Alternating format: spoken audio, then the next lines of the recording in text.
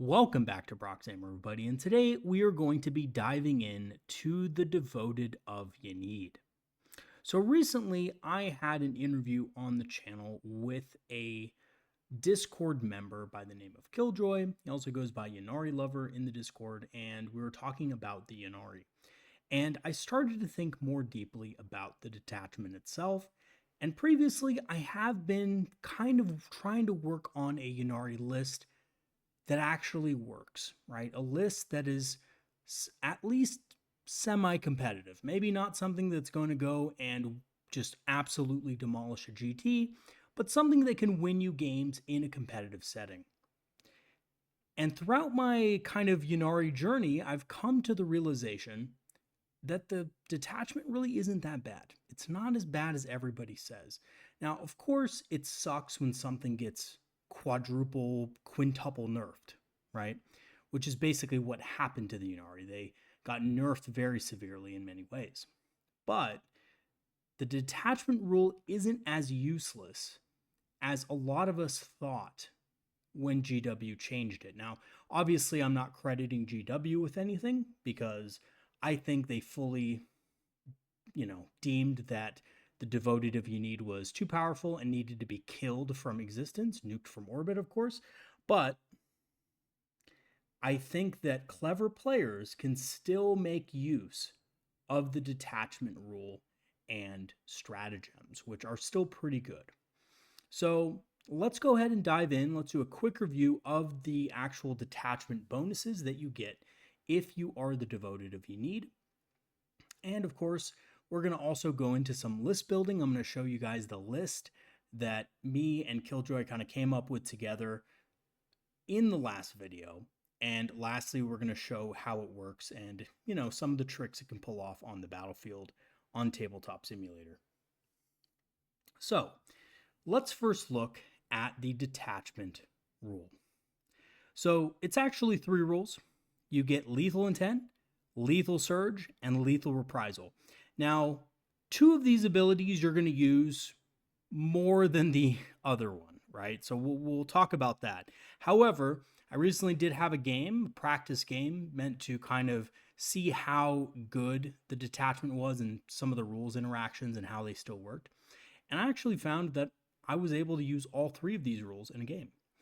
So the first one is lethal intent. This is the one that got nerfed super hard. It was honestly broken when the Eldar Codex came out because there was no restrictions on it.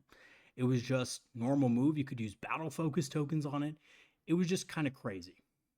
But I believe they did hit it really hard. And honestly, it seems on paper more trouble than it's worth. But we'll talk about why that's maybe not necessarily the case at the juncture when we talk about the TTS strategies and stuff like that. But anyway, basically what it's been nerfed to is at the end of your opponent's shooting phase, if one of your units was destroyed, remember, it only counts Ynnari units, then select one Ynnari infantry or Ynnari mounted unit from your army that was within 6 of your destroyed unit.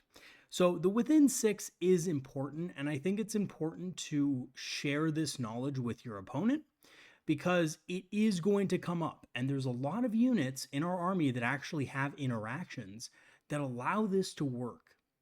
And I know it doesn't seem like it works very well because it's within 6, but we have a lot of abilities that actually allow our units to make reactive moves. And we can actually move back into range of other units. And then when our opponent tries to finish that unit off, they're out of luck. You get to make a d6 plus 1 movement. So it can kind of throw your opponent off in certain ways. The next ability of the detachment is Lethal Surge. So this is when you make a fade back agile maneuver. This is the, d6 plus 1 move after shooting. You can actually make a surge move with it, right? d6 plus 1. And you can be moved within engagement range of enemy units that just triggered that agile maneuver. So you can basically get into combat with them. Now, this is also really strong with the lethal reprisal ability. So if you are able to get a lethal surge off on something, and your opponent is too close to you, and there's a couple of situations where this would be handy. For example, if you are on your expansion objective, and you maybe have a unit of Banshees guarding it for heroic intervention or fights first or whatever, just to block a charge. If your opponent has something that can get around the ruin and shoot you, if they don't kill you automatically, you will, of course, then just jump into them and get the kind of jump on them, so to speak. So, in a situation, for example, where a unit of Blood Angels assault intercessors, jump pack intercessors, jumps over the objective or goes around the objective and tries to shoot you a couple times to whittle you down a little bit, you can, of course, lethal surge into them. So, what this basically means is your opponent is not going to be able to shoot them because this will go off and they will not be able to get their mortal wound off on charge, which is really more important at the end of the day, right? But either way, it's going to save you Banshees. It's going to save you that character that you put in the Banshee unit, probably an Autarch in this detachment, because obviously Jane can't be taken. So that is good, right? Just having this combo available to you still is a benefit. Okay, and then of course the last lethal reprisal. Start of the fight phase, you select one Ynnari unit from your army that is below starting strength. Until the end of the phase, that unit has the fights first ability. So, again, I mean, Banshees already have fights first, but this could be another melee unit, for example, that doesn't have it normally, and that could be quite deadly. Okay. So, let's look at one of the let's look at what you have to give up to be a devoted player, right? So, Servants of the Whispering God. You can include Ynnari units in your army, even though they do not have the Ozerani faction keyword. Ozerani units from your army gain the Ynnari keyword. So, basically, what the Ynnari units means is you can take the Vizarch, Yvraine, and the Yncarne. You cannot take them in any other detachment. This is their detachment, which I find kind of lame because I would love to take Yvraine in another detachment, but unfortunately, you just can't. And of course, all Eldar units, Ozerani units in your army, excluding epic heroes, because you cannot take epic heroes except for Yvraine, the Vizarch, and the Yncarne in your army, gain the Ynnari keyword so they can benefit from all the stratagems and enhancements and stuff like that. And then lastly, you must include Yvraine and or the Vizarch in your army, and one of those models must be your warlord. Let me tell you something. The Yncarne, unfortunately, is just not that great, not that competitive, because he doesn't benefit from a lot of the stuff in here. He doesn't benefit from lethal intent. Lethal surge he does benefit from, but opponents are not likely to move within a couple of inches of him in most cases. And lastly, yeah, he does benefit from lethal reprisal, but the nerf to his ability to regen his wounds makes it harder to actually utilize it if he destroys an enemy unit. So if he destroys an enemy unit, he has to heal the full wounds that you roll. So he has to heal the full D3. You can't choose to heal less than that to keep his fights first. Okay, let's look at the enhancement. So, honestly, the detachment rule is not that bad. It's just that you have to build your army to accommodate the restrictions. And I'll go into that when we go over list building. The enhancements, though, are probably some of the worst in the entire codex. And that's because they're just none of them are actually needed. It's almost like the design team just thought, we're going to give them a really powerful detachment rule, but we're going to give them crappy enhancements. And now that the detachment rule is like more so-so, and it's not super overpowered, the enhancements, by comparison, look really bad. So let's look at them anyway. We have Gaze of Ynnead, 15 points. Farseer model only. The Bearer's Eldritch Storm weapon has the Devastating Wounds ability, which is awful. Now, there is one caveat to this that I think could be interesting, but I still don't think it's good, is you put it on a Farseer Skyrunner, right? Farseer model means you can put it on a Farseer Skyrunner, and he is mounted. He does benefit from the lethal intent and stuff like that. So bikes are something that you can sometimes actually field in Ynnari because of the stratagems. Soul Sight's very powerful and stuff like that. So giving him devastating wounds on a unit that rerolls hits against the closest target is actually pretty good, but I don't think it's worth 95 points in your list, right? So it's something that can work and can be good, but the amount of dev wounds you're going to get out of this enhancement is really low, and the Farseer Skyrunner is not that good. Storm of Whispers, Warlock model only. So that means literally just Warlock, right? Because the other ones are not characters, so it's literally just the Foot Warlock. It's 10 points. And basically, after he shoots, the unit must take a battle shock test. Really bad, because you're often not going to be using a character Warlock anyway. So it just kind of sucks, right? The Storm of Whispers ability, not good. Storm of Whispers used to be a good psychic power. Now it's just complete cock. Borrowed Vigor is next. That's for an Archon model only. The Ynnari Archon is pretty awful. It's basically a worse version of the Autarch for the same points. But you can add 2 to the attacks characteristic of his weapon. It's interesting, but again, the Archon is just not that good. Can't attach to units that you would actually want to take and want to reroll, dice with, really. So it's just not great. It is cheap, though. Morbid Might, Succubus model only. Each time the bearer makes a melee attack, you can reroll the wound roll. Again, this would be great on a Drukhari Succubus. So would Borrowed Vigor, by the way, on an Archon from the Drukhari. But in Ynnari, it's just not that good because there's not that many synergies. So yeah, the enhancements themselves really not great, and you should definitely save your points and not select them.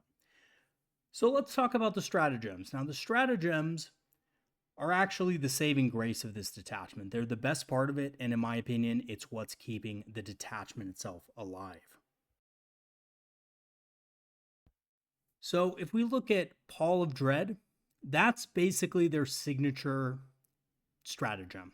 But it's not the stratagem that makes the detachment work. So it's really more of a stratagem that you can use in the early game to net yourself some primary points, but it's not going to carry you in the game, so don't over-rely on it. Now, basically, any phase, which is really good. Anytime you see a stratagem that's like any phase, really good, really, opens your options up. So you select one Ynnari unit from your army that was just destroyed while within range of an objective marker that you controlled at the end of the previous phase. You can use the stratagem on that unit even though it was just destroyed. Select one of those objective markers. That objective remains under your control until your opponent's level of control over that objective marker is greater than yours at the end of the phase. Sticky objective, right? Your unit is on an objective, then you can sticky it. Now, specifically what you can't do with this is you can't sticky an objective that you used a reactive move on in the shooting phase itself, unfortunately. So, for example, if you wanted to fade back on an objective and then sticky it, that can't be done because you did need to have control of it at the end of the previous phase. However, you can get around to this by just having another unit that had control over it, right? So as long as you had control over it, it doesn't matter if it was with that unit specifically, then you can sticky the objective. This is obviously really good with units like Rangers because Rangers, their reactive move is in the movement phase. So basically, movement phase happens, your opponent's movement phase, they move up, your Rangers move on to the objective. They probably are going to control it at that point.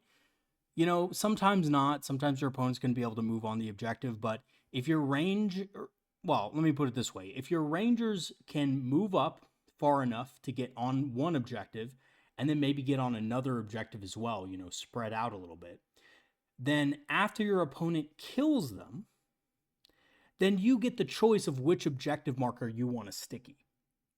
So what this could mean is that your opponent charges one objective, your Rangers die, but because you spread them out in a line, they can now sticky the other objective, right? So this is a really good stratagem, and I'm going to show you kind of some of the ways to use it really well on Tabletop Simulator. The next one is Macabre Resilience. So Macabre Resilience is your opponent's shooting phase or the fight phase, and it's basically -1 to wound, right? But you can't choose Wraith units. Now, Wraith units, they're units that I really wanted to include in the Ynnari, but after some testing, I realized that I don't think the Ynnari just doesn't have the support for them anymore. I think when the old Ynnari Devoted Lethal Intent rule existed, right? Devoted of Ynnead, I keep calling them Ynnari, but when that rule existed and you could just make a normal move, that was fine because rates were moving an additional 6 inches, which kind of got rid of their weakness of being slow. You can't really do that anymore, so I think rates are really limited now in this detachment, and I wouldn't recommend running them. However, still works on Ynnari, infantry or mounted, and that's awesome. We do have some mounted units in the army that are not like really durable, but they're not bad either. And we do have access to something that a lot of people probably haven't thought about, but Shining Spears. Shining Spears are a unit that could work in this detachment fairly well. Now, I haven't tried them yet, but in theory, Shining Spears actually work just as well in this detachment in some circumstances as in Aspect Host. So we'll talk about that more in just a second. But Macabre Resilience is going to give your units some durability. I really like this stratagem on Yvraine's unit. I've really been liking putting Yvraine with Storm Guardians and 4 Warlocks. It is a little expensive, but with that -1 to wound and Yvraine's ability to bring Warlocks back into the unit, it's really powerful. So I think it's definitely still a strong combo. We also have Emissaries of Ynnead. This is the, fight phase damage buff. You basically choose a Ynnari infantry unit. So no mounted units, unfortunately, on this one, but until the end of the phase, each time a model in your unit makes an attack, reroll a hit roll of 1. If your unit is below starting strength, you can reroll the hit roll instead. So that's full reroll hits. Now, this I have found to be really good in combination with Warp Spiders, with a Power Blade Array on the Exarch, and an Autarch Wayleaper. Because what this forces your opponent to do is not only shoot your unit, but it means that if your opponent doesn't kill them with the shooting and tries to charge them, they're going to fight first. They're going to reroll all their hits. The Exarch is going to reroll all his wounds because of Twin Linked. And of course, the Exarch has lethal hits on top of, a pretty high AP -2, and a ton of attacks, right? So you're getting a bunch of damage on that. And then, of course, the Autarch has that free strat that he can use. So this can easily be Emissaries of Ynnead. Really good, stratagem. I really enjoy it a lot, but it does only work really well if your unit is below starting strength. The next one is Parting the Veil. So, Parting the Veil is fight on death, but it's automatic. However, you have to use it when an enemy unit has selected its targets. So you can't just choose to use it arbitrarily after your unit is destroyed. You have to do it at the very beginning. I've had this happen in the past of, when I've played against it or I've, played with fight on death effects. Sometimes, I forget that, or sometimes my opponent forgets that. So do make sure that you are doing it correctly, that you have to declare the stratagem before your opponent selects targets, right? So, obviously, if they just blurt it out like, oh, I'm going to attack that unit. Okay, well, before you roll dice, right? Because that's really what matters. Before you roll dice, I'm going to use this ability.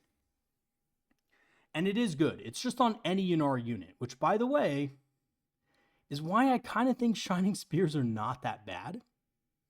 Because Shining Spears can charge into something like a monster or a vehicle and do a lot of damage on the hit, right? They're not as good on the initial hit as Aspect Host, but if you have that 2 CP, your opponent all of a sudden has to go, I guess I better, eliminate them with shooting or something like that, and that can be a little tricky if Shining Spears can hit them in their own deployment zone.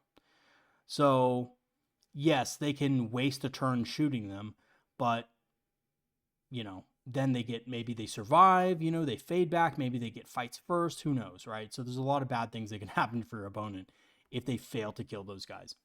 And yeah, fight on death on a 2+ on something with anti-vehicle, anti-monster 3-up, and good AP on their weapons and damage 3. Yeah, pretty good. The next one is Soul Sight. This is another very powerful stratagem. So this gives a Ynnari unit, doesn't matter what it is, lethal hits, and ignores cover in the shooting phase. Now, this one is interesting because it unlocks a lot of units that we previously thought sucked. So Dire Vendors, they suck, right? Let's be honest. There's better uses of the points. However, in Ynnari specifically, they're not bad.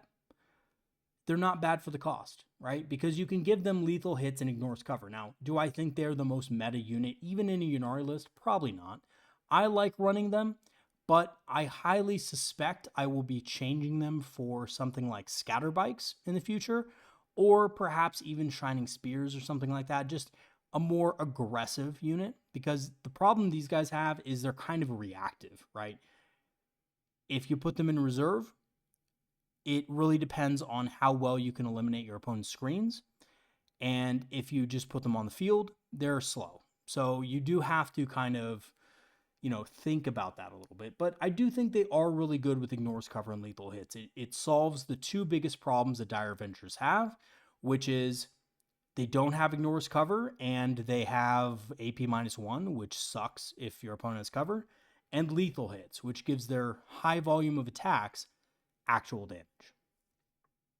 All right, now the last stratagem, I should say, is Death Answers Death. End of your opponent's shooting phase. 1 Ynnari unit from your army, excluding wraiths, if one or more models in that unit were destroyed this phase. So unfortunately, this isn't going to work with things like the Night Spinner. I know some people were thinking about that. It's not below starting strength. It's if that unit had models destroyed, your unit can shoot as if it were your shooting phase. So there's some things you can do with vehicles, right? Like if you wanted to take a couple Warwalkers or a couple Vipers, you could shoot with it. Not really worth the CP, honestly. I think what this is really good on is things like Fire Dragons, right? Fire Dragons, Dark Reapers, right? Stuff that's going to be in your backfield or that's going to be perhaps something you're trying to keep alive for multiple turns.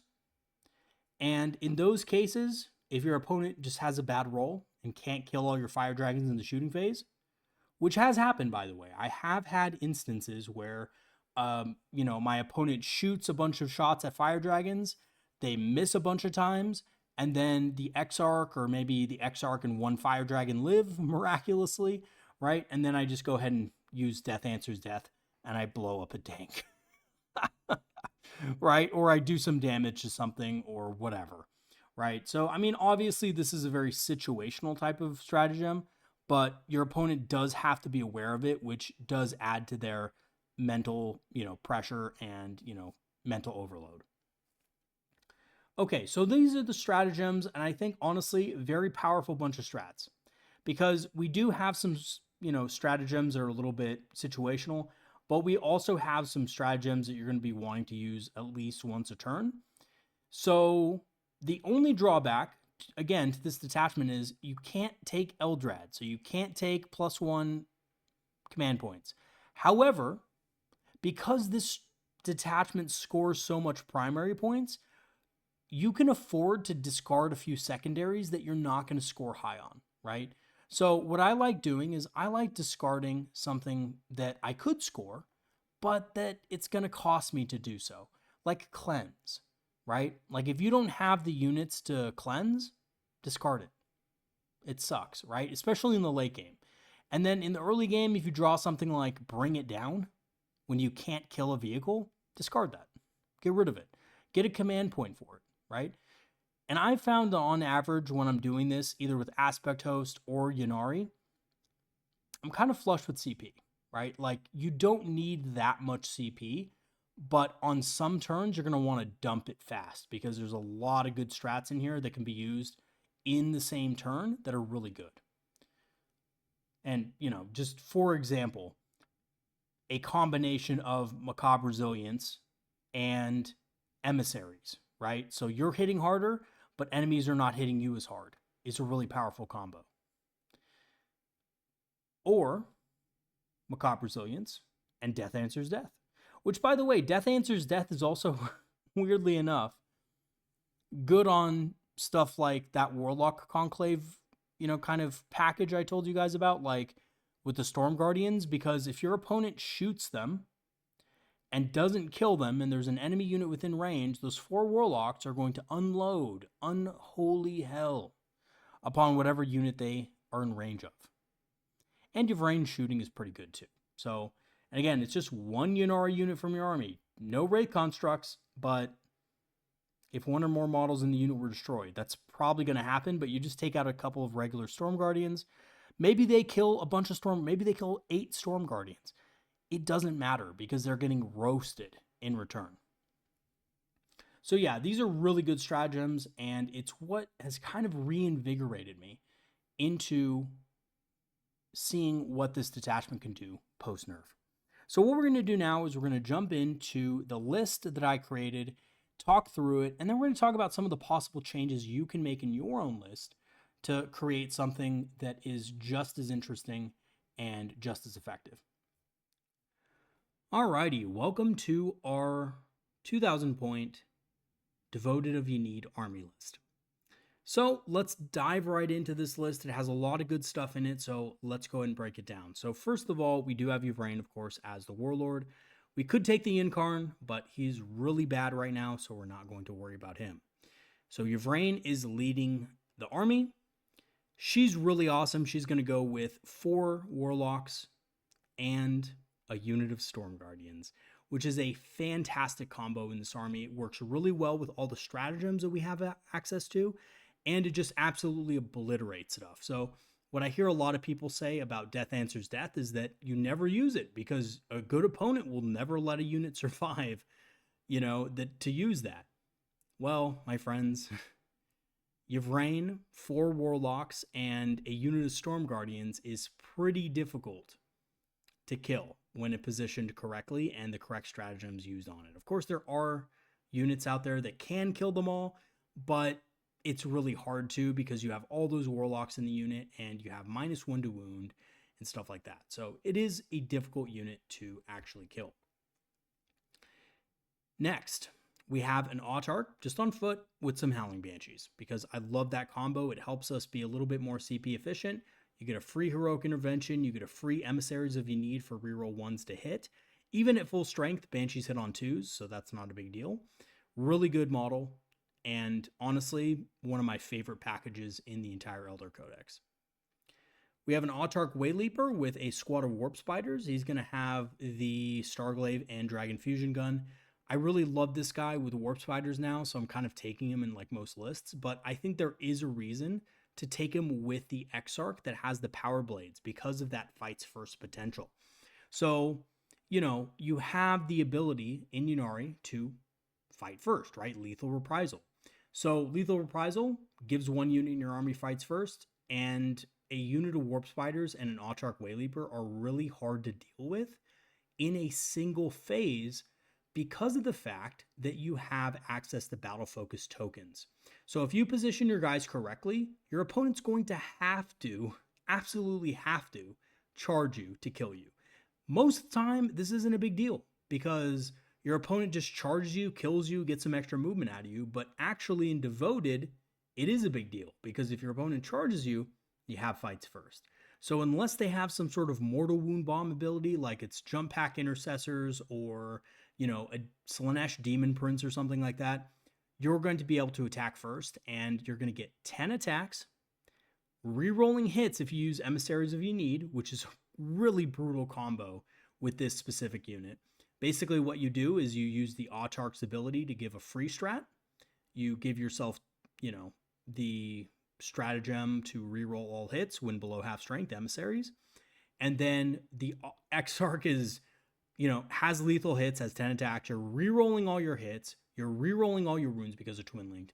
You will often end up dealing probably about 3 Marines worth of kills right there. And then the Autarch itself will kill the other 2 Marines. So your opponent can't just charge it with a regular squad of Marines. They have to go in there with something heavy or not at all, right? Or they have to tank shock you. And, with ruins as they are and with, battle focus, being able to move D6+1, that can be very difficult for your opponent to manage. So I really do like this combo because it's very hard to deal with for your opponent in the early game. And it's a challenge that most intermediate players are not going to be very good at dealing with. Now, for our last character, we do have a Troop Master. I'm not sold on the Troop Master with a troop in the Starweaver, really. You know, I like the unit. I think it has a lot of potential. But I think in this specific detachment, you might want something that can fight first, right? If it's a melee unit. I think in other detachments where you're not going to get that anyway, it's okay, right? Like in Warhost, for example, or Seer Council, or any other detachment that's not ghosts. If you get charged, you're not fighting first anyway, so it doesn't matter, right? So you go into the battle with that in mind. But having the ability to choose a unit that has fights first, I honestly don't know if it's worth the points. It can be very good. The unit can be very good, but I'm going to run it a few more times, see what I think about it. And if I have to drop it, I could possibly drop it for Banshees and another Autarch, because that is a very powerful combo. Next, for Battle Line, we do have Corsair Void Reavers. 2 units. Now, Corsairs are good in other detachments. They're good in Warhost. They're good in Aspect Host. Hell, I think they're even good in Seer Council. And honestly, probably every detachment to a certain degree, right? In this detachment, they're the creme de la creme. They are the best unit for the job.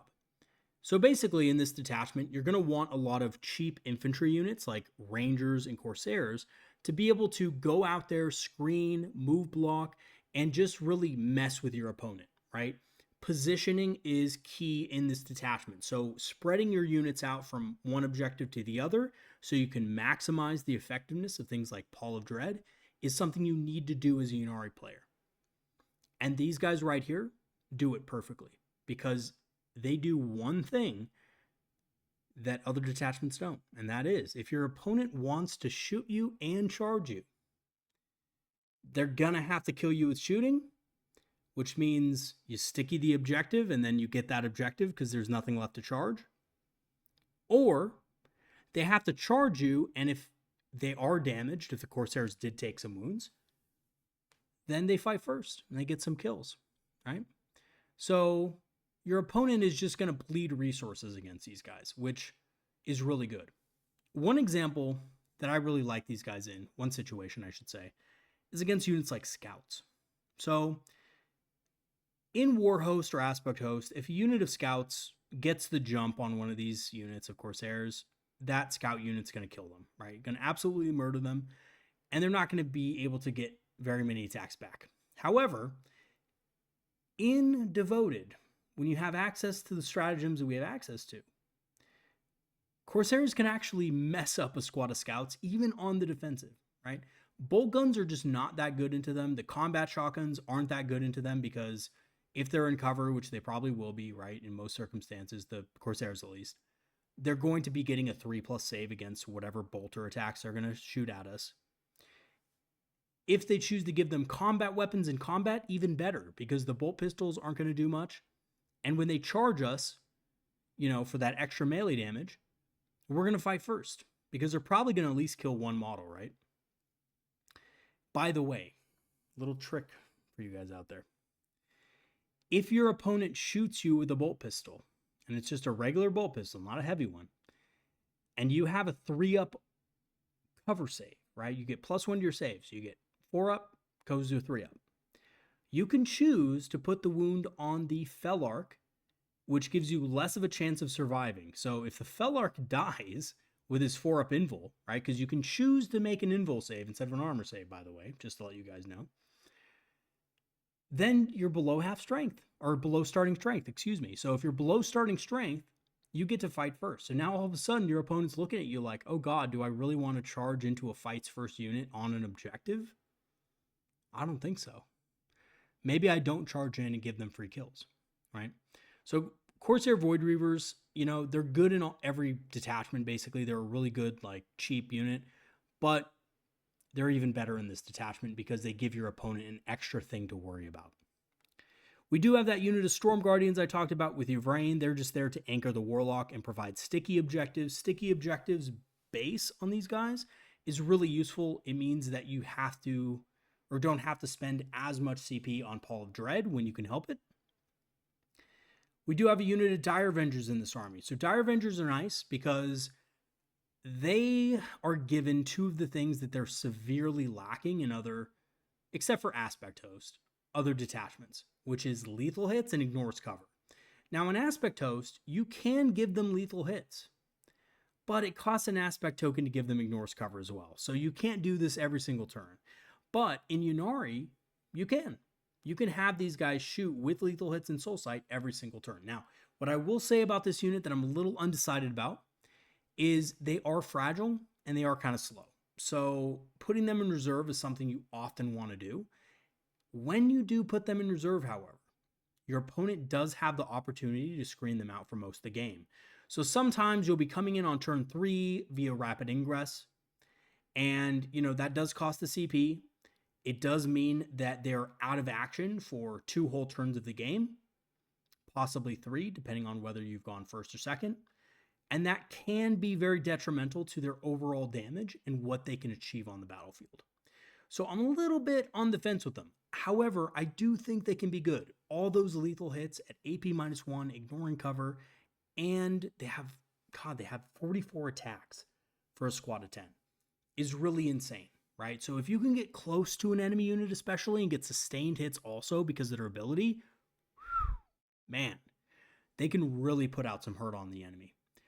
However, they will also probably die. So you do need to be prepared to lose the unit, which means they need to fire at a target that is scoring you either points or is, affecting the battlefield in some great way. We do have 2 units of Fire Dragons, just your standard pikes here, Fire Pikes. These are for anti-large, obviously. Fire Dragons are just good in every detachment. Please don't nerf them, GW. Hopefully GW gets the picture and doesn't, but yeah, we need Fire Dragons in the list to deal with tanks. We have a couple units of those. Howling Banshees with the Autarch. Again, you could go double Howling Banshee or even triple Howling Banshee. I think Banshees are that good to where, double Howling Banshee could be very, very powerful. Triple Howling Banshee is a little bit situational, but you could definitely do that as well. Rangers.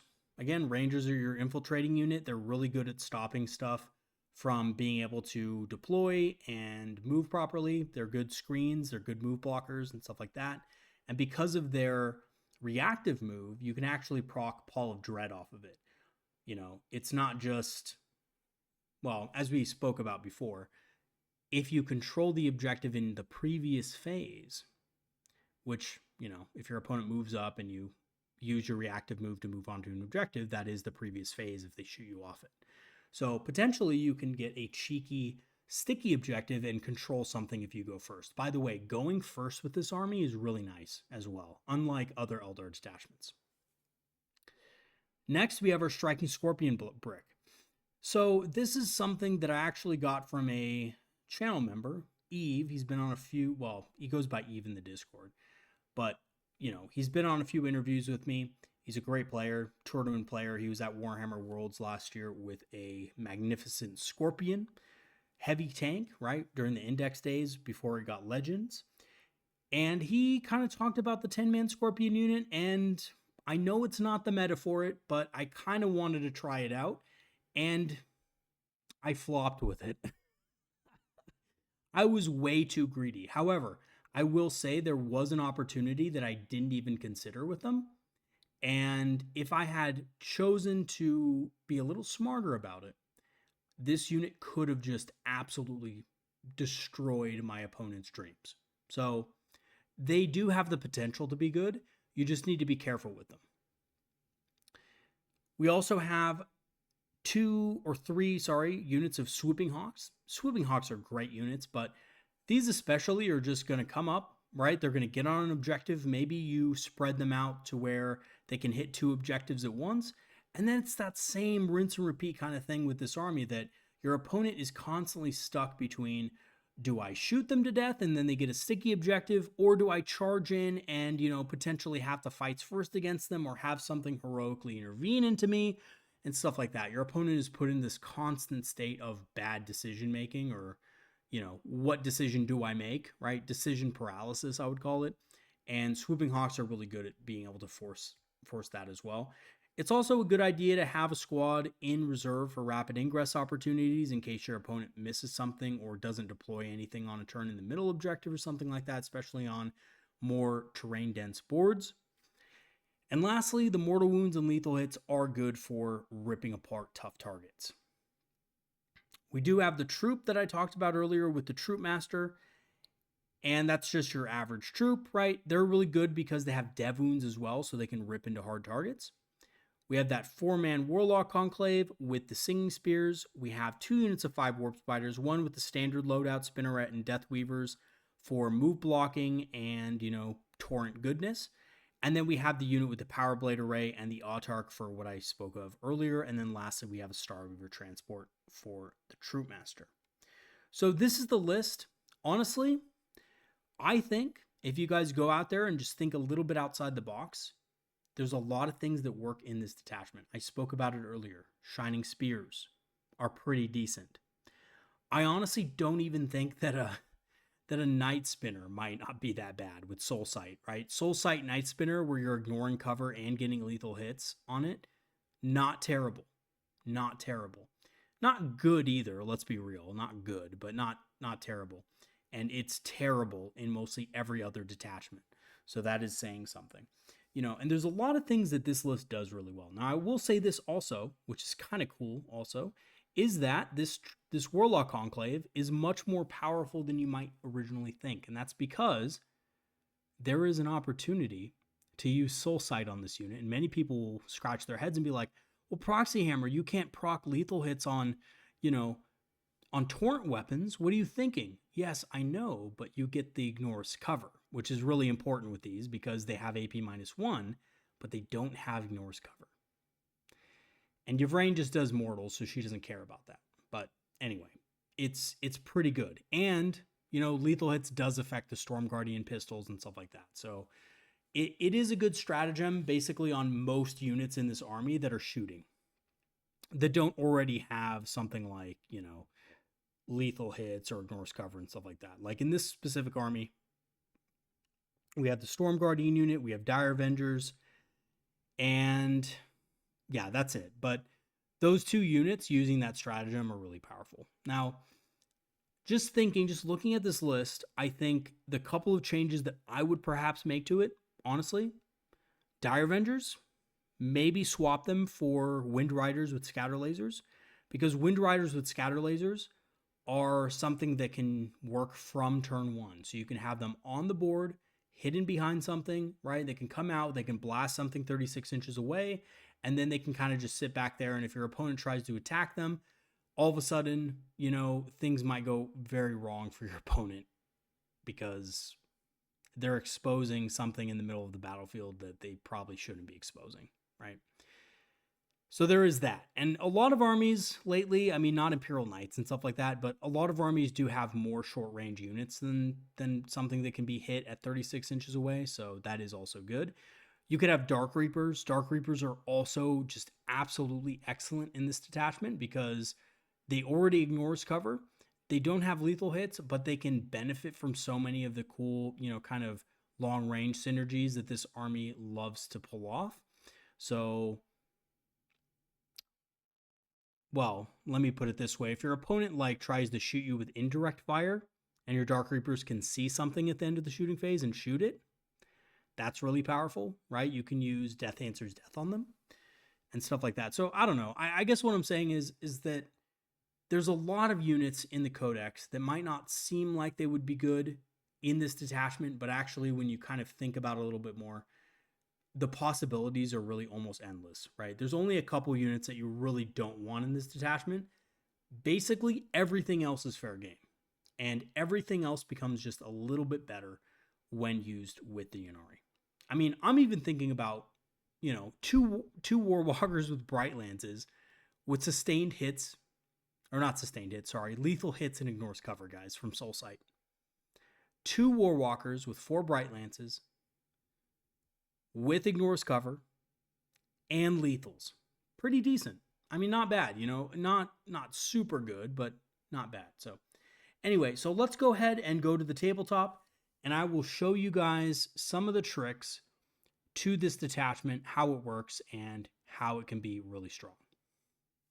Alrighty, welcome to our tabletop simulator example where we will be testing out this Ynnari list and seeing if the tricks and, little things that the Ynnari are famous for can still work on the battlefield.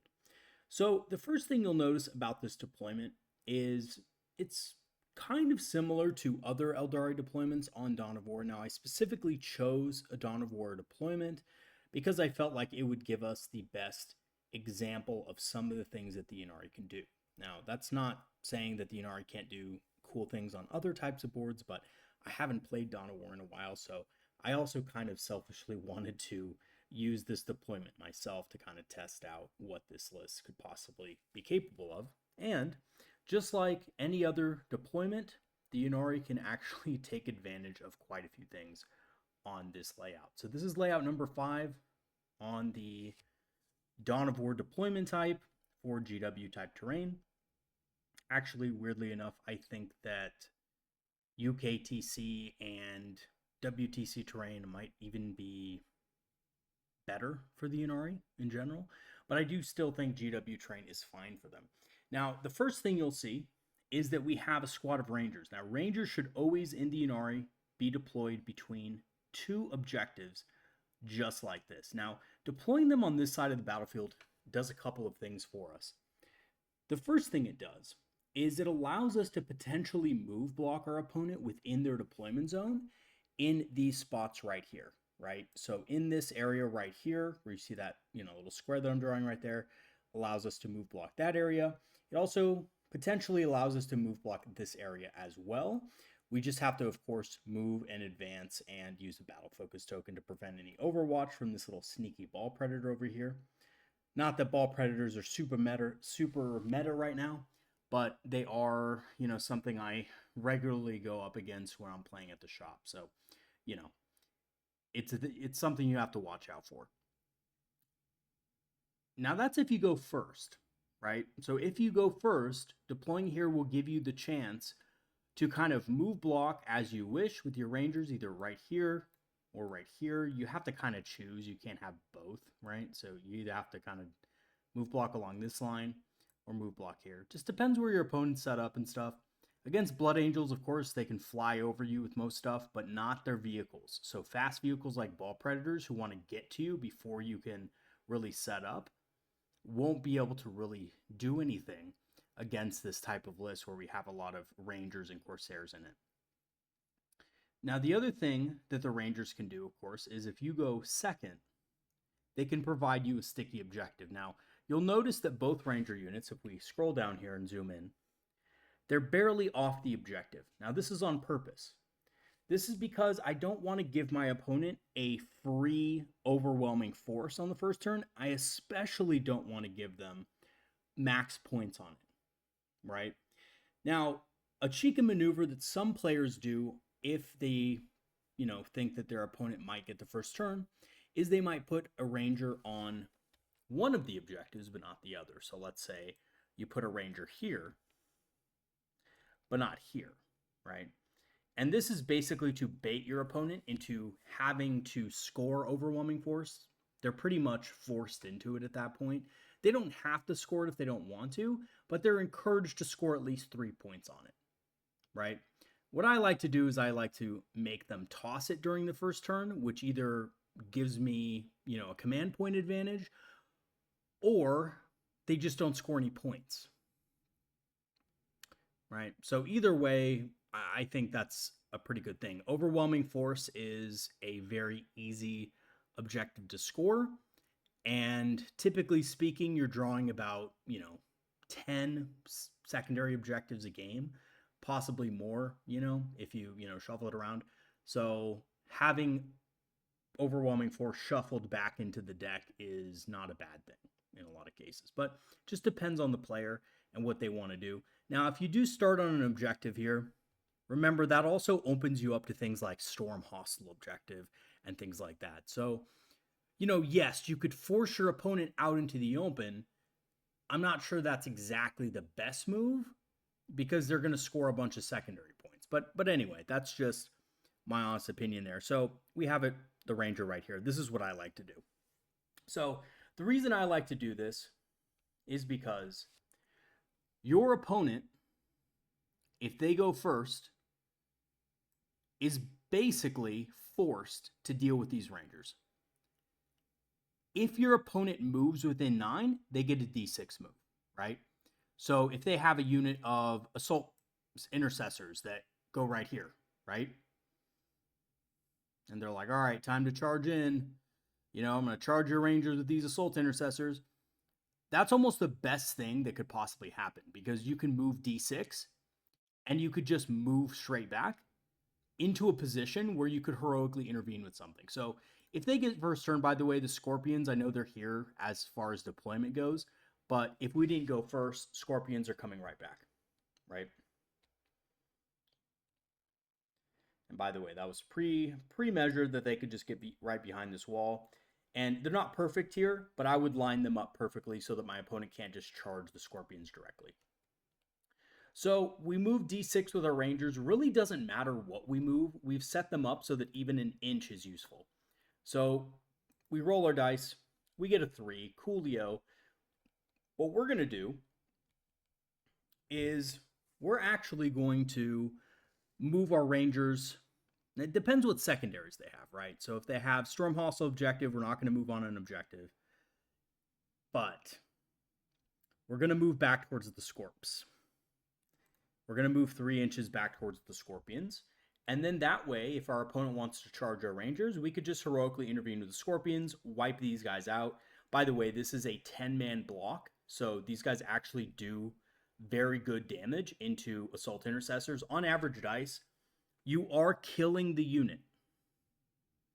You are killing the unit, especially because you have Battle Focus. If you need that extra pile in and consolidate, you can wrap your opponent and absolutely get all your attacks in and just slaughter them, right?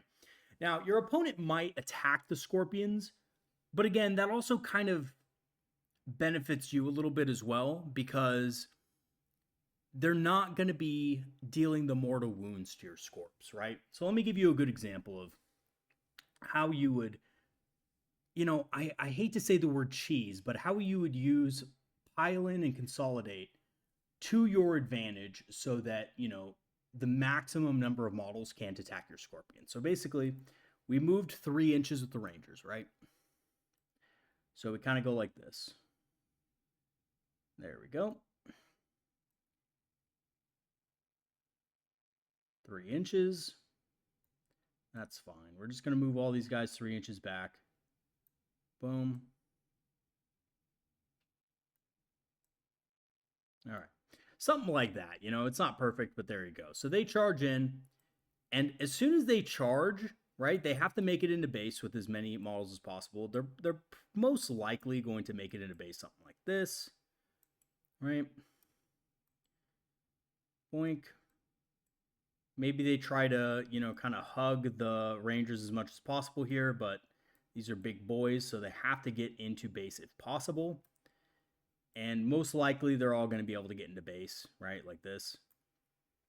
Regardless of what they do, you're going to be able to charge in, right? You're going to be able to use heroic intervention, and they're going to do their mortal wounds first. So we're just going to leave as many models as we can in base with these guys here. So let's say they deal 3 mortal wounds on entry, right? So we're going to remove 1, 2, 3 models, and then we're going to heroically intervene. We're going to get our charge. Hopefully we roll good enough, but we're going to get the Exarch in here. And again, notice how the only models that can attack the Scorpions from this side are these Assault Intercessors. Now, of course, they could pile in, but you can't pile in if you're already in base contact with an enemy model. So the only model that could possibly pile in is this Assault Intercessor right here. And we're going to just base them, right? We're going to go like this. We're going to make sure that only 2 Assault Intercessors could possibly attack our Scorpions, and the rest of them are going to have to go into the Rangers, right? So the Sergeant, the 2 guys over here, they're going to have to go into the Rangers. They're not going to be within engagement range of the Scorps. So we got 4 models in base so far. Truthfully, unless you roll a gargantuan roll, you know, which you could, but we could easily just do this, right? If we really wanted to. And we could just kind of go like this with the rest of our models, because nothing else realistically can base unless you roll like a 12. And that's just bad luck, but there are ways that you can move your models to make sure that 12 doesn't matter as much. Worst case scenario, they get to attack with an extra Assault Intercessor, right? So it's really not that big of a deal. But anyway, we're getting all of our Scorpions into combat here. And I know it's weird to see Scorpions used like this, but on the first turn of the game, when you're facing against Ynnari, they really can't shoot you because you just sticky the objective, right? If you sticky the objective, you have control over it, and unless they move on to it by some other means, which really there aren't a lot of factions that have additional moves in the movement phase that they can willingly do besides Thousand Suns, you're going to get control of that objective for free. So your opponent's going to have to put something on that objective sooner or later to take it away from you, and you can, again, use that to your advantage. So, right? So these guys are going to attack. Typically speaking, Assault Intercessors, are they really going to do a ton of damage to our Scorpions? No, right? They have 8 attacks total. I highly doubt that your opponent is going to be Oath of Momenting the Scorpions, because you could just as easily, by the way, just let the Rangers die, right? You don't have to heroically intervene. So your opponent Oath of Momenting the Scorpions is just going to lead to their Assault Intercessors kind of being out in the open to die anyway. So either way, you're getting the, lion's share of the success here, right? No matter what your opponent does in this situation, they're coming out behind. So anyway, they make their attacks. Maybe they kill 2 Scorpions. I think, honestly, we could put Macabre Resilience on these guys too if we really wanted to, right? I know we don't really have the command points for it. But, yeah, I don't even think we need it, honestly. So, yeah. We're heroically intervening for 1 CP. We don't need the other strat. But these guys are going to attack. They're going to hit on 3s. They're probably going to miss about 3 times. They're going to wound on 3s as well. They're probably going to wound 3 times, and they're probably going to kill 1 or 2 Scorpions. That's the reality of it, and probably less, because you can always put a wound on the Exarch, right? Because these guys don't have damage too. Now, what's going to happen in response is these guys are going to get wiped out. They are going to fight first, so the rest of the Rangers are dead no matter what. But these guys are also going to be wiped out, right? And guess what? If we were clever and used the Battle Focus token, we can now consolidate on to the objective with Consolidate 6, right? Unless there's an enemy unit behind here, which would be sad if your opponent put another unit behind there, but that's, honestly, it's fine, right? If that's the case, if your opponent puts another unit behind the Assault Intercessors, like right over here, a nice little trick you can do is, as long as your Scorpions are outside of 4 inches, like maybe they put them right here. I think this would be a stupid place to put them, right? Because they just get shot. I think your opponent puts them right here. So they're within 7, but they're not within 3. So what you could do is you could just not use the token to pile in and consolidate 6. And then we still probably had enough range with the charge and with the 3-inch pile in to get us into this position anyway. We can just consolidate 3, right? We're not in range of the enemy unit way over here, so we can just kind of go 3 inches.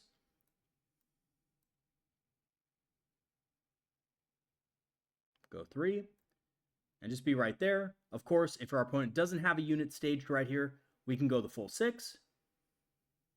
But either way, my point is, we're on the objective now. It's the start of our turn, and we can threaten a bunch of stuff, right? If your opponent moved a tank up right here to kind of stage behind this wall, we can now attack that tank. If your opponent has a unit staged behind here, like these Assault Intercessors, we can now go after this unit, right? We can make a good trade against that unit as well. So we can move up, kind of make us immune to Overwatch and go after this unit. Now, here's the beautiful part, is once you start getting command points back from your own turn, you can start using things like Emissaries of Ynnead with Scorpions. And you can start rerolling 1s to hit. If you're below starting strength, which, by the way, that last combat just now put us below starting strength, we can reroll all hits with sustained hits 5. So unless your opponent has a fights first unit behind that wall, they're going to take some really heavy hits. This is the power of the 10-man Scorpion block in Ynnari. I don't think it's viable in other detachments, but my God, is it actually really good in Ynnari? Honestly, if you use it properly, it's very good. Okay, now we went through the scenario of what to do with the Scorpions here and kind of how to play that against assault type armies. Against shooting armies that are going to be shooting you, it's actually even easier to kind of outplay them here because, you know, maybe they move up a tank. Maybe this is a Predator Destructor to shoot at your Rangers. First of all, they're moving within kind of a vulnerable position because we could possibly shoot them from here with something, or assault them. But if we're in that line that we were before, right, where they're moving up stuff, they're staging, we can move right after that. A lot of opponents don't want to charge into Rangers because it just makes them a target the next turn, right? Rangers are super cheap. But we can just move our guys onto these two objectives right here, like this, with our reactive D6 move. And then now our opponent's kind of stuck between, you know, what happens if they move on to the middle? Well, we can just sticky this one once these guys die. What happens if they move on this objective? Well, we can just sticky this one. Now, the funniest part is when your opponent tries to counter this, they could move units to touch these two objectives, right? They could move like, you know, one model right here and one model right here and try to get you there. But the problem with that is that you could just choose not to sticky the objective and then you could just kill whatever's on here, right? So again, either way, you're putting your opponent into a position where there's no good choices, right? Either I trade down against these guys or I stop their, you know, sticky shenanigans and I reveal two of my units that are going to die. So again, you put your opponent in these kind of positions and they're not going to be prepared for it. Now, over here, that's kind of what the Ranger's job is, obviously to, you know, screen, move, block, but also kind of put your opponent into this kind of panic state where they have to do something against this early game move. And usually what happens is you bait out a unit that is way more expensive than the Rangers, and then you just kill that unit for free. Next, what about the Corsairs? Why are they in the list? Well, Corsairs can cover up and, you know, kind of plug up any kind of, you know, gaps in the line that might be threatening to you if you don't go first. So one of the worst things that can happen to an Eldari player is the Ball Predator rush on this Dawn of War map. So very common tactic for Blood Angels players. If you leave your units like this, right? Ball Predator goes up and advances. This thing advances like 17 inches, by the way. It's incredibly fast. So it gets to like this right over here, comes up. It can go right over that wall. Goes like right there. Right? Something like that. And just roasts your guys. Your Banshees will not survive. Your Corsairs probably will live, but your Banshees are gone. This is a 200-point unit. In one activation, the Ball Predator will have made up more than almost double its points. Not quite double, but almost double. So that's not going to happen, right? We can't allow that to happen. So what we can do to stop this is simply use a scout move. We do scout 7. Here, I'm going to move these guys individually. We go like this. We move up 7 inches. Again, this is perfect for getting on the objective. We want to be on the objective, guys, for that sticky. Move up 7. Move up 7. And again, your opponent's probably going to be pretty on you about the movement for this, so just be careful and move up 7, right? So we move up our 7 inches, and then guess what can't happen anymore? This Paw Predator cannot actually do anything because they have to land outside of an inch of you, which is like right here. And if they do that, then unfortunately, they're not going to be able to see you anymore, right? So if we check the line of sight angle, it's just not going to happen, right? Ooh, yikes. Actually, here, just real quick, because that was my mess up. Do something like this. Just make sure before any game, and it's actually my fault that I didn't show this, But before any game, make sure that you do kind of some pre-measurements just to see how far that unit can get so that you can be safe. So that's actually the safe part right there, right? If we just have one Banshee behind here, we don't want to just line them out. So now the Ball Predator can't see. Boom, right? Perfect. So that's a bad move for our opponent. Our opponent cannot make this move because if they kill this unit right here with their shooting, then you just sticky the objective and there's no objective control on it, right? So it's not good for your opponent. They're going to lose this Ball Predator next turn easily. So your opponent can't do that anymore. So you have to watch out for stuff like that, right? And it's very easy to, as an Eldari player, like even just now, right? When I set up, I wasn't really thinking about the Ball Predator movement, being able to tag this Banshee right here. But if they can tag it, they can kill you. So make sure that when you're setting up your Banshees, make sure that you can block that out. But again, the Corsairs are going to help you do this. They're going to help you block this movement out so that your opponent can't quite shoot your valuable unit. So that's the other thing. And again, in other detachments, Corsairs are great for this, but they don't also provide you the ability to sticky an objective if they die. Your opponent is in this constant state of, oh my God, what do I do? Because if I do this, then my opponent can do this. Now, here's the other thing. Not only can you sticky the objective, but you can also lethal intent. You'll notice that when I set up the Fel Arc here, not only am I on the objective, but I'm within 6 inches of a friendly unit, my friends. And what that means is I can use lethal intent to move the Banshees after these guys have been shot. So, remember we had that example with the Rangers before, with the Scorpions. Well, yes, the Scorpions can still do it, but if we get lucky enough, right? Scorpions are like right here. If we get lucky enough on our lethal intent roll and move to like here, we can actually get our Banshees in there, which would be great, right? So if our opponent, just charges in from this angle here, we can actually potentially get our Banshees in. Depends where your opponent moves. Obviously, you have to be aware of this. But worst case scenario, your Banshees get a free movement up the board, right? Your Banshees can come up for free. Usually it's about 4 inches they can move. They come up for free here, and then they can, from here, from this position, depending on what your opponent has, they can go after some stuff, right? So that is a good play as well. We can get some free movement. Again, we want to use lethal intent to the best of our advantage because it is an ability that requires a unit within 6 to be destroyed. Over on this side of the battlefield, we have another unit of Corsairs. I like just moving Corsairs like up like this behind, kind of expansion terrain points, because what this forces your opponent to do is now they have to move within this terrain to kill them. So if they want to kill them, they're going to have to expose a unit. And my God, look at all we have right here to wipe up enemy units. So one of my favorite things about this Ynnari list is the Warp Spiders with the Autarch Wayleaper.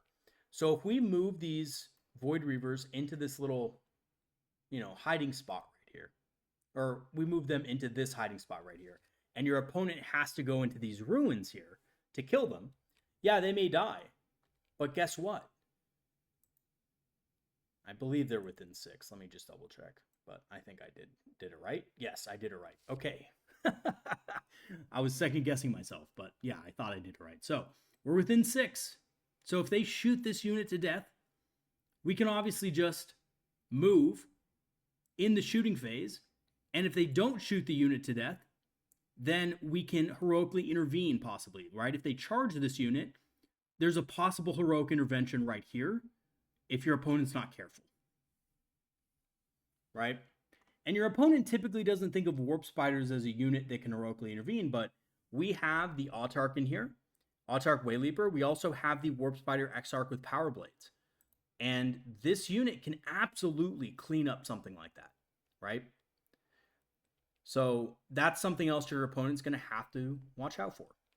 Over on this side, we have our Swooping Hawk contingent, and we also have Dire Avenger. So basically, our Swooping Hawks are going to be used very aggressively on their expansion objective. We want to steal this as fast as possible on Dawn of War. The expansion objective is really close to our deployment zone, and we don't want our enemy to get a foothold right here because then they can basically sweep out from here, and they can go here, whoops, wait. They can go here, right? They can go here, and they can attack along these lines and really make it hard for us to control this side of the battlefield. So we're just going to attack it hard. We have a Harlequin troop that's pretty good at doing that. We can move the Starweaver up to here. After, our Harlequins get out first and they move, but then we can move our Starweaver up here so that our Quins can get back inside potentially. We can move our Swooping Hawks here. We can do a bunch of mortal wounds to anything behind this. So if you guys are wondering, just real quick, Swooping Hawks, 10 of them, got 2 different units. We move 14 inches on average, so that already gets us within this, but we can also just advance, right? Which means we can basically be all up in here. So if your opponent isn't careful and doesn't put a unit of scouts or something like this to screen, they could easily lose this side of the battlefield very quickly. And we have Dire Avengers to back this up, right? So we can move Dire Avengers up to this terrain piece, and then any response from your opponent behind this, right? If they move things over here to try to deal with what's on the objective, like from their home, right? If they move things here, we can just bring out the Dire Avengers to shoot them. Now, Dire Avengers, I'm not 100% on them, but I do think that they can work because of the fact that they have lethal hits and ignores cover. So I am going to keep them in the list for now. But you can obviously use different units, right? If you want to use another squad of 5 Banshees and an Autarch, that's another great play. I think that's fine, right?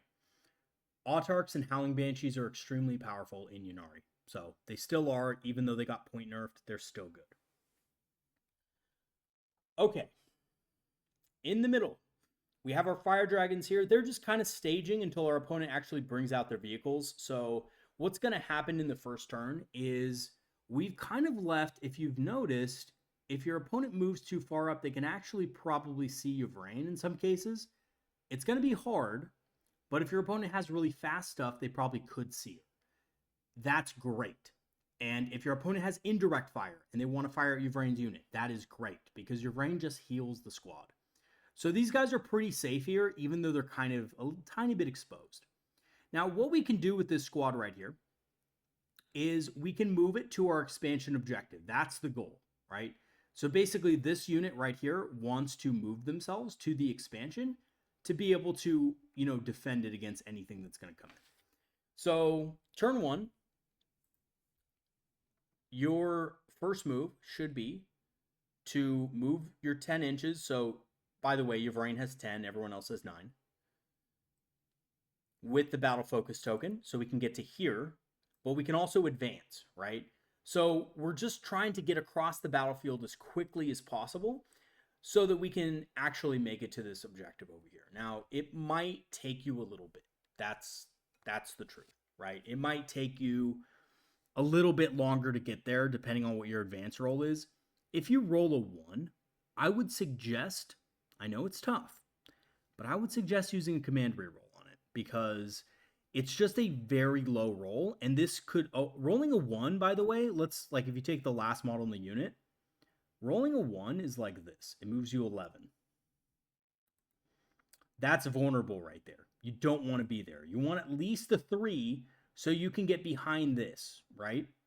So you do have to make sure you have that. Now, obviously, if your opponent shoots this unit with anything serious, you can Macabre Resilience, but you don't want to be caught out in the open. So turn 1, if your opponent doesn't have a lot of stuff out and you get the first turn, absolutely you can move safely. If you go second, do not move out until you have properly screened and given your opponent a lot to worry about, right? So let me give you a quick example. That Swooping Hawk rush I told you about. If you go second, the Swooping Hawks have to go immediately.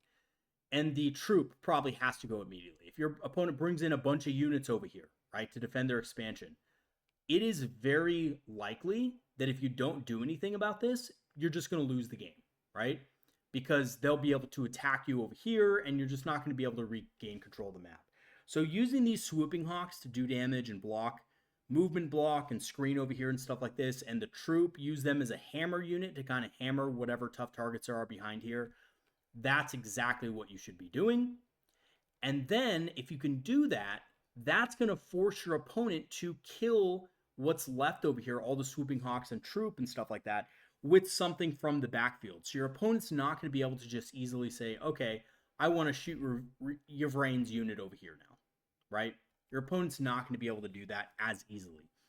So make sure that if you go first, right, you're getting a good advance roll so you can get most of your models behind here. But if for whatever reason you go second, and you probably, there's a 50% chance you'll go second, make sure that you attack very early on this expansion objective. And that's just to make sure that your opponent doesn't actually want to shoot at Yvraine's unit, because it's a waste of their time. Now, the other thing is, Yvraine's unit is a Cull the Horde target. So if your opponent draws a first turn Cull, they have to keep it. So also keep that in mind, that, if you go second, your opponent has Cull the Horde, and they keep that objective and they don't discard it right away, your opponent has an incentive to kill your unit. So if they have something in a position to kill it, watch for that. Now, your opponent won't always have that, but just, again, these are things to be mindful about throughout the game. As an Eldar player, it's especially important because our units are very fragile if they're caught out in a bad position. Having said that, a single unit of, infantry or a single predator, destructor, or whatever is not going to be able to kill Yvraine and all of the Storm Guardians and all of the Warlocks and stuff with Macabre Resilience. So essentially what will happen is you'll be at -1 to wound. You'll probably have cover, but you do have a 5-up invul and a 4-up invul on the Warlocks. You just take wounds on the Warlocks, right? So you kill things that are first just you don't care about, like the Storm Guardians that are regular with the just regular combat weapons. Then you start killing off the Warlocks. And what this allows you to do is you kill, 2 Warlocks off minimum. That's the minimum you should be looking at killing. Maybe 3 on average dice. But you'll be able to revive the Warlocks. Now, you might be thinking to yourself, Proxy Hammer, I can't revive the Warlocks. What are you talking about? You absolutely can. You absolutely can, because the Warlock Conclave becomes part of the bodyguard unit. They are not leader models, right? That was fixed in the FAQ. I know I get comments sometimes, oh, Proxy Hammer, you can't do this, you can't do that. Yes, you can, because the FAQ said I can. So I'm going to, I know they're printed as leaders in the codex, but GW obviously makes a ton of mistakes, and it wasn't intentional, so there we go. So the Warlocks now count as part of the bodyguard unit. They're not a leader model, so Yvraine's ability works on them, which is really cool. Oh, and by the way, no, you cannot attach a single Warlock to this unit in addition to the Warlock bodyguard. You can only do that with a unit that has a Farseer in it, like Eldrad, or a regular Farseer, unfortunately. So, yeah. Okay, so, but it's not really needed for the most part. So yeah, that's what you kind of want to do with your Yvraine's unit. Your Yvraine's unit is a control piece. If you can get it in the right position on the battlefield, it can be very hard for your opponent to react to. And actually, something else I want to tell you guys, which is kind of funny. There's instances where you can actually, with the reaction move from the Rangers, move pretty far. So if you spike dice, right? Like if you get like a 6, for example, right? You can move all the way back here. From this spot, you're actually within about 5 inches of the Storm Guardians here. So another little tricky thing you guys can do, right, is in the beginning of the game, you can have one Ranger like right here, right, within 2 inches of this model, but like a little bit farther back. And then if your opponent actually, moves within range of these guys, you can reactive move. If you get at least like a 3-inch, right, you can make sure that at least one Ranger is within 6 inches of one of these models here. You can proc Lethal Intent, which means this squad can move at the end of your shooting phase, which is awesome, right? If you can get this unit to move an extra D6 plus 1, move them out here, and then advance over here, right? You're using the detachment bonus to get that extra movement that you need. So these things are really things you should be thinking about. Like, if you really need your squad over here pronto, right? When you set up your Rangers, definitely try to set them up within, at least one model within 6 inches of this unit. It's okay if you give up the objective right here, potentially. If your opponent is going to shoot them to death and not charge them, right? So for it to work, they have to shoot them. They can't charge them. But you can definitely set it up like that, right? To make it harder for your opponent to do stuff. And also for you to get that extra lethal intent movement, which is why Rangers are really a very important part of the Ynnari army. Okay, now in addition, I just wanted to mention real quick, I do have a unit of 5 Swooping Hawks in reserve. It's just, in my honest opinion, you can't really hide everything. So having like at least one unit in reserves to just come in wherever you need them to is beneficial, right? Because your opponent doesn't know where they are and they can kind of come in whenever you need them. They can rapid ingress somewhere and then come out and, toss their grenades later on in the game. Or they can just deep strike in to screen for you, right? Like later in the game, if a gap opens up in your back line and your opponent has some kind of uppy downy ability and you want to prevent them from being able to score or, use that ability to get line of sight, then you can easily do, a Swooping Hawk setup like right here, for example. You can put Swooping Hawks back here and deny them the ability to deep strike down. Or you can put them back here once the Dire Avengers are engaged in, their Eldari duties, killing the Monkai, right? You can put them back here so that they can then counterattack next turn. So that's why they're in reserve. But yeah, that's essentially what the army does. Now, the last thing I want to just mention really quick is that this unit right here, and I don't think I mentioned this earlier in the video, if they do a warp jump and you suffer a mortal wound, which is very likely, you can always take out a regular warp spider. And what that does for you is it gives you fights first, right? So with fights first, you got Power Blades and the Autarch Wayleaper. You can jump in, you can move block something, and basically prevent your opponent from charging them. They have to shoot them at that point, right? So if you move block correctly, you can make it impossible for your opponent to actually shoot them effectively with anything that's behind this area. And then they're going to have to assault you. And when they charge in, they're going to be in a world of hurt because the Power Blades are really strong, and so is the Autarch Wayleaper in close combat. So there's a couple of tricks that this army really does well that I really like. And I think one of the things is your opponent has no good options if you deploy correctly and if you move correctly. And again, your army ability is something you should always be aware of. Always. It's not as strong as it was before. So you have to be especially aware of it. And if you are aware of it and you do move your units within 6 inches of each other, right? And what I mean by that is just have one model within 6. The whole unit doesn't have to be within 6, right? It's just the unit itself. So if one model is within 6 inches of one model from one of your units and they destroy that smaller unit, then you can use lethal intent, right? At the end of the shooting phase when they destroy them with shooting.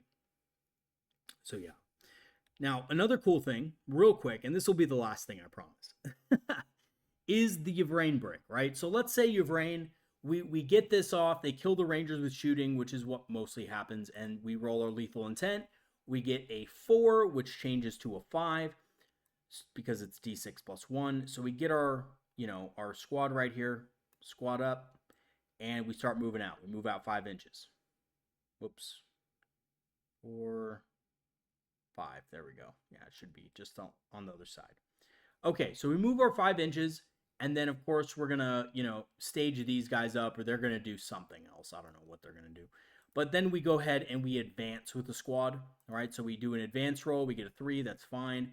Plus our battle focus token for +2. That's going to be plus 5 inches. So that's going to be, we're going to move them all at the same time just for simplicity's sake. But you might want to roll them or move them separately just so they can all get in range. But 5 plus 7 is 12. So we move 12 inches over here, which is pretty damn good. So we get to where we want to go. So we're right here now. So we're actually hidden from most enemy units. Now, obviously, you know, this has to be, these guys have to move like this, right? Let's not be stupid about this. They're not going to be way back there, right? We're going to have to move them up a little bit, but that's okay. It's going to be basically the same thing either way. So we move them up, right? And this is pretty good. We got our warlocks here. Our warlocks aren't in front, but they're in a position to where if our opponent moves within this footprint to shoot our banshees or whatever, they can overwatch. And their overwatch is really powerful, guys. Now, the other cool thing is, let's say our opponent shoots at us. This is like best case scenario, right? Our opponent destroys one of our models. So our opponent shoots at us, destroys a couple Storm Guardians, right? We're like, oh my god, we lose our Storm Guardians. What will we do, right? Maybe we lose 5 Storm Guardians here. Where's the other one? There he is. All right. Great. Well, now we can activate the stratagem Death Answers Death. I guarantee you, if that enemy unit is an infantry squad, they're completely dead. Because we're going to shoot them for free with all these fusion guns, flamers, Yvrain has anti-infantry, and we're going to shoot them with the 4 destructors and the singing spears from the warlocks. They're going to die.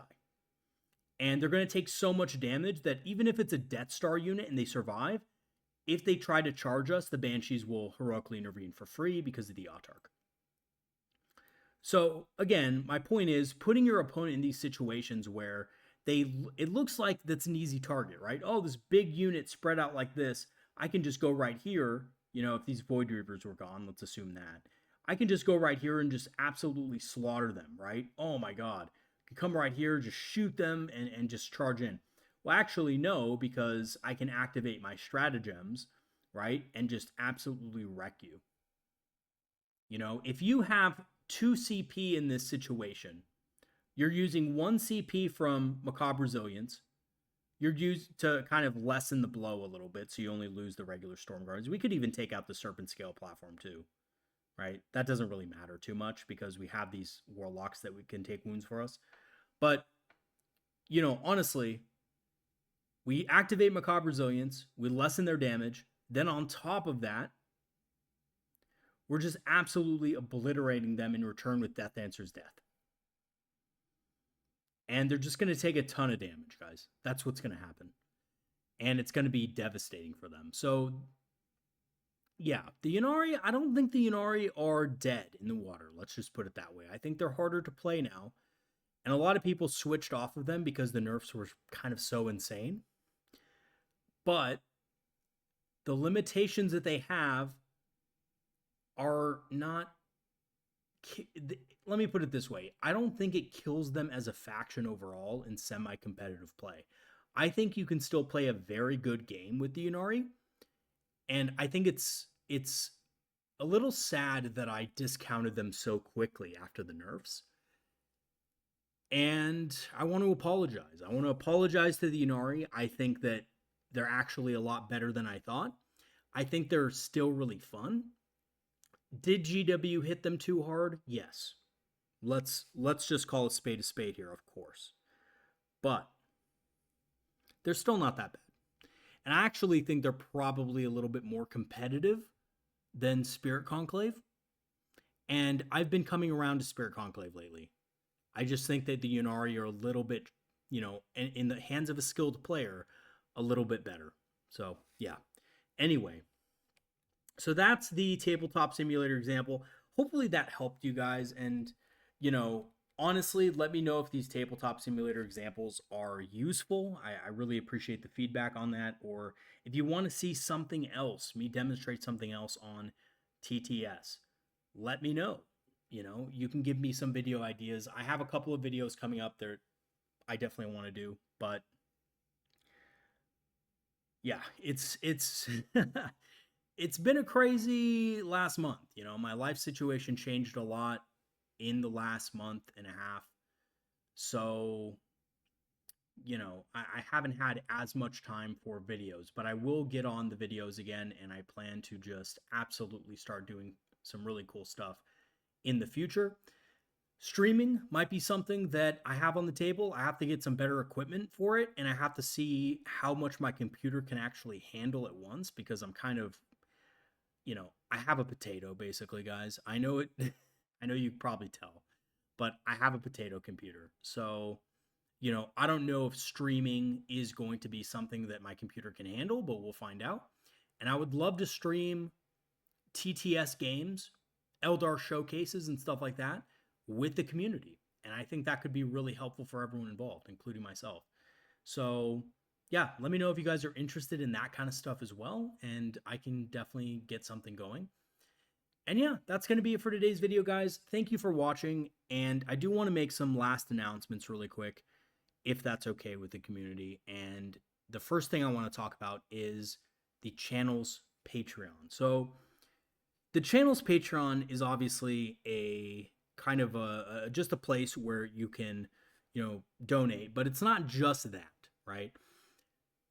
I do appreciate everybody who's a Patreon member that has or has in the past donated to help support the channel. Honestly, you guys are awesome, and I really appreciate the support. However, you can still get a lot out of it if you are a free member. So free members get access to our community Discord, where we have, competitive players. We have a bunch of people in the community Discord that are really awesome, and they're really helpful. So if you want to talk Eldari strategy, tactics, and hobbying, that is the place for you. I personally think it's one of the best Discords on the entire platform for Eldari players. Next, as a, kind of a YouTube member as well, if you become a YouTube member, you can always reach out to me and I will also give you access to the Discord. A lot of people, I think, who are YouTube members don't know that. But if you shoot me an email and you say, hey, I'm a YouTube member, and you just show me, maybe a quick screenshot of your YouTube membership, I will give you access to that immediately. Lastly, for paid members, so that is, members anywhere from our lowest tier, which is, I think, $3 a month, to our highest tier, which is $20 a month. And that highest tier comes with, practice games, practice sessions, I know this word is used a lot in the community now, but quote unquote coaching, I mean, just me talking through some strategies and stuff with you guys. That's at the highest tier of the Patreon, only $20 a month, by the way. And I give those members a lot of my time. So it's not like I count it more as a hobby, really. So yeah, anyway, a couple of people have been at that level, have paid me a little bit of money to coach, stuff like that. And I felt like it's really affordable. So if you want to do that, that'd be awesome. You also get all the other, accesses as well to the Discord and stuff like that. But the point I'm trying to make actually is not even that. It's that if you have access to a paid membership, if you have a paid membership, you get ad-free videos. So I put all of my tactical videos. So some of the videos I won't put up there that I don't think, that don't go over tactics or something Eldari related to the game. But I'll put basically all my tactic videos on Patreon for free, ad-free, right? So you don't have to worry about YouTube ads or anything like that if you're a paid Patreon member.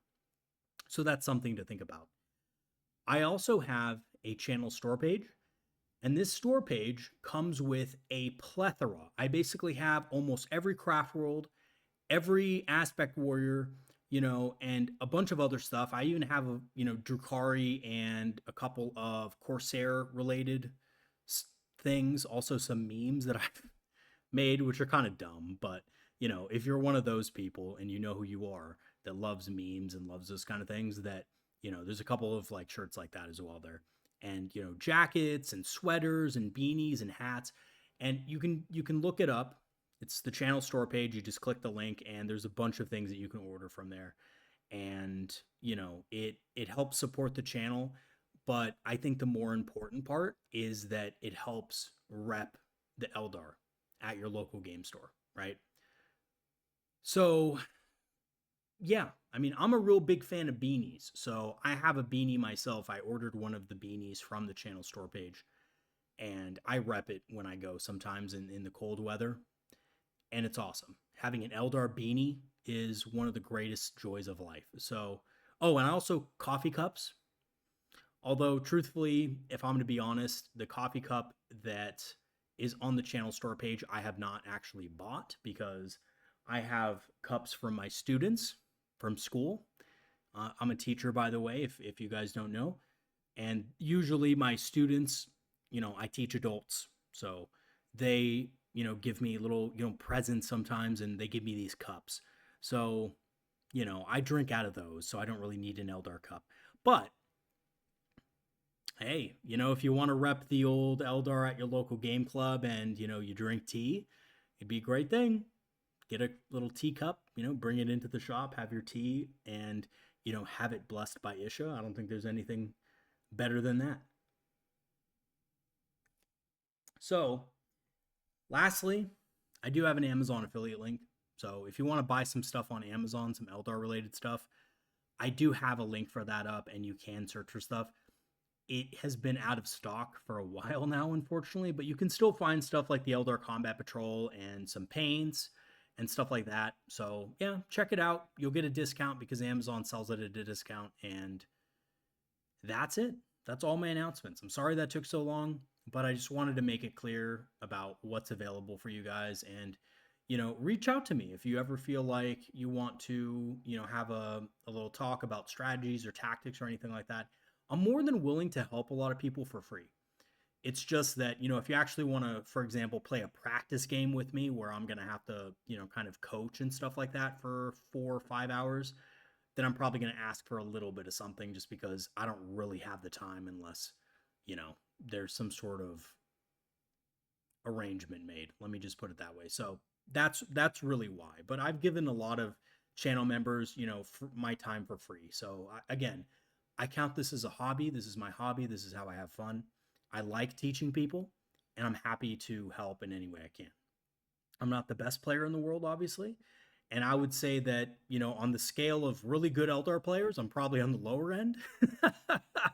Just because, I'm really out of tournament practice and stuff like that. But I plan to change that within the next couple of months. So, yeah, we'll see where that leads. But thank you for watching, guys, and I will see you guys in the next video.